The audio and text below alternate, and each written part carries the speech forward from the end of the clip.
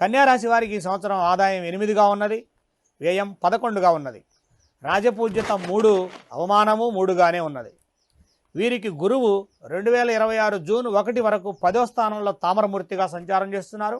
సామాన్యమైన ఫలితాన్ని ఇస్తారు. జూన్ 2 నుండి ఏకాదశ స్థానంలో లోహమూర్తిగా సంచారం వలన కొంత ధన నష్టము, అనారోగ్య సమస్యలు కలుగుతాయి. గురువు తావు సరి అయినదిగా లేదు కావున వీరికి కొంత ఇబ్బందికరంగా ఉంటుంది.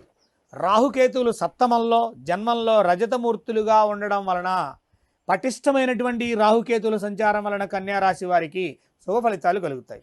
ఎలాంటి శుభ ఫలితాలు? బంధువుల యొక్క సఖ్యత, బంధువుల యొక్క పరిచయము, బంధువుల యొక్క సమాగము, బంధువుల రాకతో ఇల్లంతా ఆనందము, శుభ కార్యక్రమాల నిర్వహణ, వివాహాలు జరుపుట, నూతన గృహాన్ని పొందుట, నూతన గృహ ప్రవేశము, ధనలబ్ధి ఇవన్నీ కలిగిస్తారు. తదుపరి తరువాత వీరి యొక్క వీక్షణంలో కొంత శని యొక్క దృష్టి సరిగ్గా లేకపోవడం వలన ధన తక్కువ స్థాయిలో వస్తుంది. అలాగే కన్ను, కాళ్ళు విషయంలో కొంత శ్రమను, అనారోగ్యాన్ని పొందుతారు.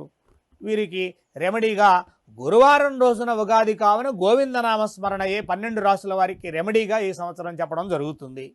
కాబట్టి ప్రతి రాశి వారికి కూడాను గోవిందనామస్మరణ చేయడం, గకారంతో ప్రారంభమయ్యేటువంటి వారిని సేవించడం అంటే గోవింద సేవ, గోసేవ, గజదర్శనం, గీతాపఠనం, గంగానది స్నానం, గాయత్రి మంత్ర పఠనం మీకు గురుబలాన్ని పెంచుతాయి. కావున ఈ కన్యారాశి వారు ఈ రెమెడీని పాటించండి. మీ లక్కీ నెంబర్ 5, మీ లక్కీ కలర్ గ్రీన్ గుర్తుపెట్టుకోండి.